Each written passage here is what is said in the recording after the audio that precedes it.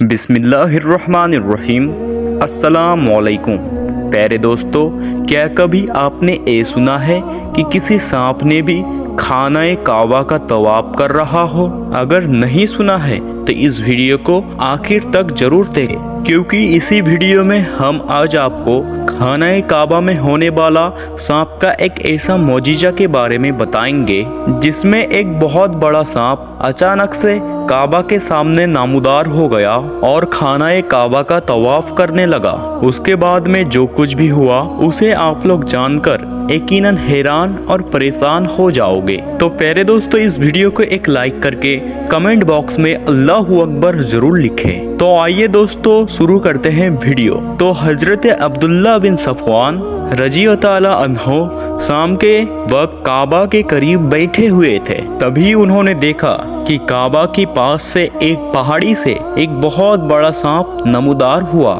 سانپ کو دیکھ کر وہاں میں موجود سارے لوگ گھبرا گئے اور ڈر کے مارے ادھر ادھر بھاگنے لگے۔ پھر انہوں نے دیکھا کہ اس سانپ نے خانہ کعبہ کے ارد گرد پورے 7 چکر لگائے، یعنی کہ اس سانپ نے کعبہ کا 7 بار طواف کیا۔ طواف کرنے کے بعد میں وہ سانپ حجر اسود کے پاس گیا اور وہ سانپ حجر اسود کو چومنے لگا۔ سب لوگ اس سانپ کو دیکھ رہے تھے۔ اس کے بعد میں حضرت عبداللہ بن صفوان رضی اللہ تعالیٰ عنہ اس سانپ کے پاس گئے اور اس سانپ سے کہا، اے عمرہ کرنے والا جن، تم نے اپنا عمرہ مکمل کر لیا اور تمہیں معلوم ہے کہ یہاں ہماری عورتیں اور کم عمر کے بچے بھی موجود ہیں اور وہ تم سے ڈر رہے ہیں، لہذا اب تم یہاں سے واپس چلے جاؤ۔ چنانچہ جدھر سے وہ آیا تھا وہیں پر وہ چلا گیا۔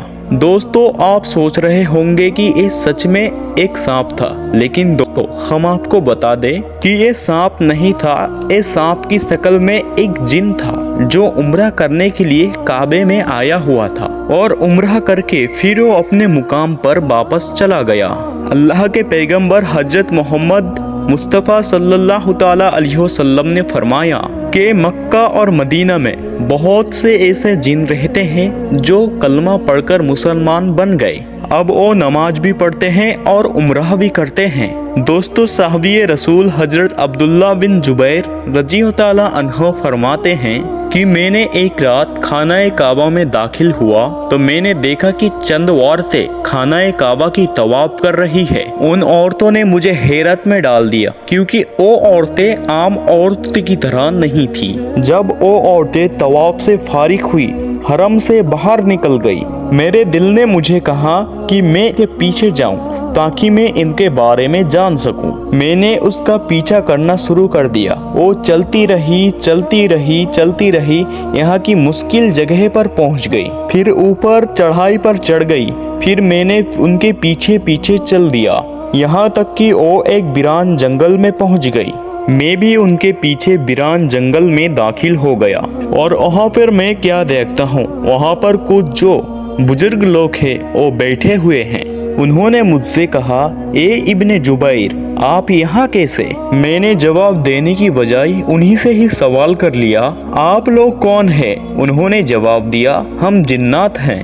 تو میں نے کہا کہ میں نے چند عورتوں کو بیت اللہ میں طواف کرتے ہوئے دیکھا، تو وہ لوگ مجھے تعجب میں ڈال دیا کیونکہ وہ لوگ مجھے انسان کے علاوہ کوئی اور دوسرا مخلوق رکھ رہی تھی۔ تو پھر میں ان کے پیچھے چل پھرا اور آتے آتے یہاں تک پہنچ گیا۔ تو جواب میں انہوں نے کہا کہ یہ ہماری عورتیں ہیں اور یہ جنات میں سے تھی۔ اے ابن جبیر، آپ کیا کھانا پسند کریں گے؟ تو میں نے عرض کیا، پکی ہوئی تازہ کھجور کھانے کا دل کر رہا ہے۔ حالانکہ اس وقت مکہ مکرمہ میں تازہ کھجور کا کوئی بھی نام و نشان نہیں تھا، تو انہوں نے میرے پاس پکی ہوئی تازہ کھجور لے آئے۔ جب میں کھا چکا تھا تو انہوں نے مجھ سے کہا، جو باقی بچ گئی ہے ان کو اپنے ساتھ لے جائیے۔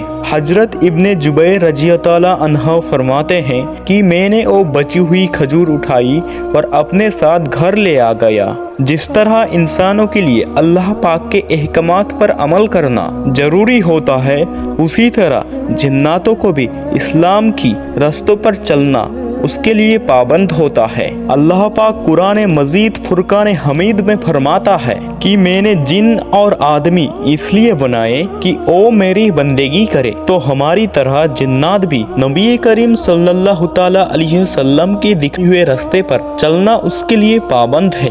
مختلف حدیث اور روایت میں ہے کہ مسلمان جنات حج کرتے ہیں، نماز پڑھتے ہیں، روزہ بھی رکھتے ہیں اور تلاوت قرآن کرتے ہیں۔ قرآن حدیث اور روایت حدیث انسانوں سے حاصل کرتے ہیں، اور جس طرح انسان میں مختلف مذہب کے لوگ ہوتے ہیں تو بالکل اسی طرح جناتوں میں بھی اسلام کو ماننے اور اسلام کو نہ ماننے دونوں قسم کے گروپ موجود ہوتے ہیں، یعنی ان میں مومن بھی ہے اور اس میں کافر بھی ہے۔ ہمارے نبی رسول اللہ صلی اللہ تعالی علیہ وسلم رسول ثقلین ہے، انسان اور جنات دونوں کی طرف نبی بنا کر بھیجے گئے ہیں۔ ثقلین جن اور انسان کو کہتے ہیں۔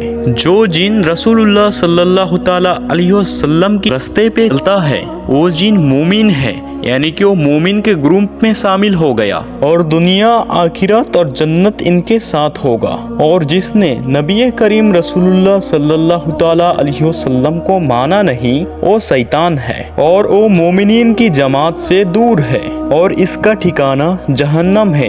علماء فرماتے ہیں کہ زندہ عقل رکھنے والی اور بولنے والی مخلوق کی 3 ٹائپس ہے: انسان، فرشتے اور جنات، اور انسان جنات میں سے ہر ایک کی 2 ٹائپس ہے: نیک اور برے۔ نیک انسان کو ابرار کہا جاتا ہے، پھر ان میں رسول اور نبی بھی ہوتے ہیں، اور عام انسانوں میں برے لوگوں کو اسرار کہا جاتا ہے، پھر ان میں کچھ کافر ہوتے ہیں اور کوئی نہیں، اور جناتوں میں جو برے جنات ہوتے ہیں ان کو شیاطین کہا جاتا ہے۔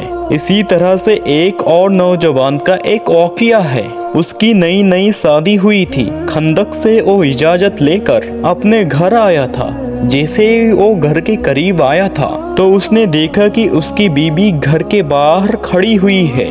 یہ دیکھ کر وہ نوجوان آگ ببولا ہو گیا، یعنی وہ غصے سے لال ہو گیا۔ اپنے شوہر کو غصہ ہوتا دیکھ کر اس کی بیوی نے اس سے کہا کہ غصہ بعد میں ہونا، پہلے آپ گھر کے اندر دیکھیے کیا ہے۔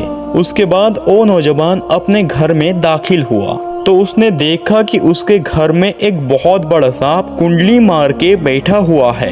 نوجوان نے پھر اس سانپ کو نیزے میں فرو لیا اور اپنے گھر سے باہر لے آیا۔ تبھی وہ سانپ نے اس نوجوان کو پلٹ کر حملہ کر دیا اور اس سانپ نے اس نوجوان کو وہیں پر مار ڈالا۔ یہ دیکھ کر اس کی بیوی چیخ چیخ کر رونے لگی۔ اس کے بعد یہ معاملہ جب اللہ کے پیغمبر رسول اللہ صلی اللہ تعالی علیہ وسلم کی بارگاہ میں پہنچا تو اس عورت کی فریاد سن کر اللہ کے رسول نبی کریم رسول اللہ صلی اللہ تعالی علیہ وسلم نے فرمایا، اے عورت، مدینہ میں جن رہتے ہیں جو کلمہ پڑھ کر مسلمان بن گئے ہیں، اسی لیے اگر آپ کے گھر میں کوئی سانپ آ جائے تو 3 دن تک اس کو خبردار کرو، یعنی کہ تم اس سانپ کو 3 دنوں کی مہلت دو۔ اگر 3 دنوں کے بعد میں بھی وہ سانپ گھر سے باہر نہ نکلے تو پھر اسے مار دو، کیونکہ وہ شیطان ہے۔ تو دوستو، اس کے بارے میں علماء کرام نے بھی یہی کہا ہے کہ 3 مرتبہ اجازت کافی ہے۔ اگر 3 دنوں میں وہ گھر کے باہر نہ نکلے اور پھر اگر گھر کے باہر نکل کر پھر گھر میں واپس آ جائے تو سمجھ لینا کہ وہ شیطان ہے، اسی لیے پھر اس کا قتل کر دینا چاہیے۔ حالانکہ آپ سانپ کے بارے میں جانتے ہیں کہ وہ زہریلا ہے، وہ انسان کو مارنے والا جیو ہے، اسی لیے ہمارے پیارے نبی رسول اللہ صلی اللہ تعالی علیہ وسلم نے سانپ کو مارنے کا اجازت دیا ہے۔ تو پیارے دوستو، ہم امید کرتے ہیں کہ آج کا ہمارا یہ ویڈیو آپ لوگوں کو بہت ہی پسند آیا ہوگا، تو اس ویڈیو کو ایک لائک کریں اور اپنے دوستوں میں شیئر کریں تاکہ آگے بھی یہ ویڈیو پہنچ سکے۔ اور آج کے لیے اتنے ہی، پھر ملیں گے اگلی ویڈیو میں، تب تک کے لیے خدا حافظ۔